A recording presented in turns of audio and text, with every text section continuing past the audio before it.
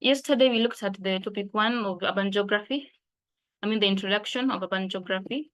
And today we're going to look into the urban geography topic 2. So let's just begin. Okay.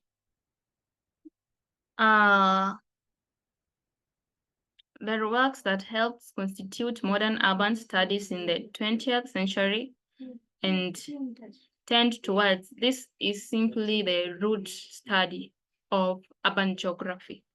And there are works that help constitute modern urban studies in the 20th century and tend towards mechanistic and individualistic approach to the analysis of urban social life.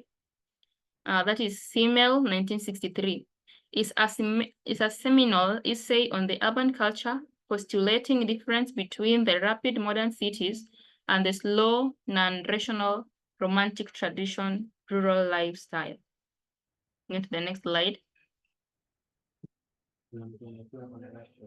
Which another scholar who looked at the root study of urban geography is Jane Jacob.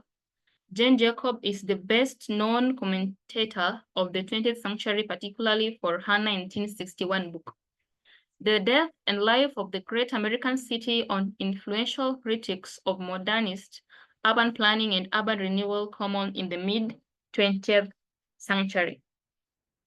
Her views has now become the common sense that animates discussion of temporary urban planning. Along with the conventional route modern urban studies, we will read recent articles that discuss two scholars who were also active in the late 19th and early 20th century, with Jane Addams and Webb Du Bois.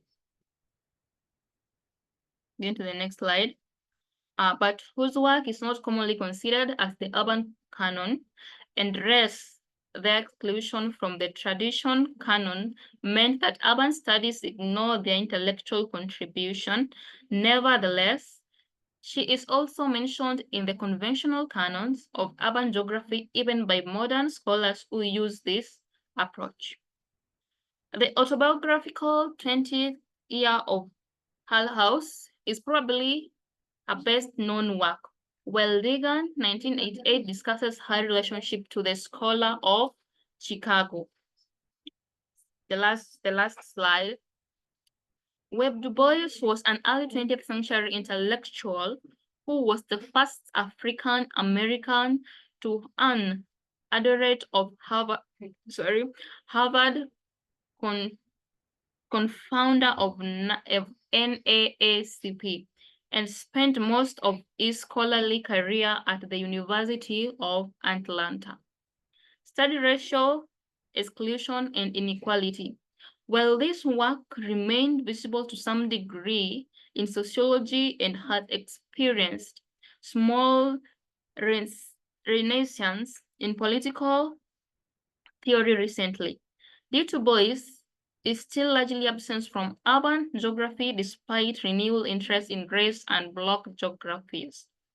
To wrap it up, Jane Addams, she won a Nobel Peace Prize and considered the founder of modern social work, more important contribution to pragmatist philosophy, and worked closely with members of the Chicago School as action research focused on the grounded concern of urban inhabitants. And that is all I had for you today.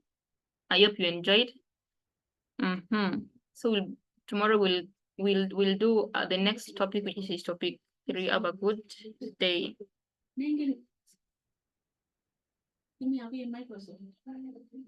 Nafanya stop sharing.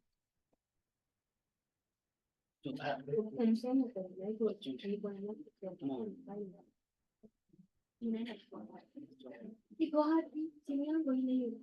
Iko wapi? Unaona nina nini hapa? Rudie basi. Wewe ni mwanzo. Nimeacha kwa nini?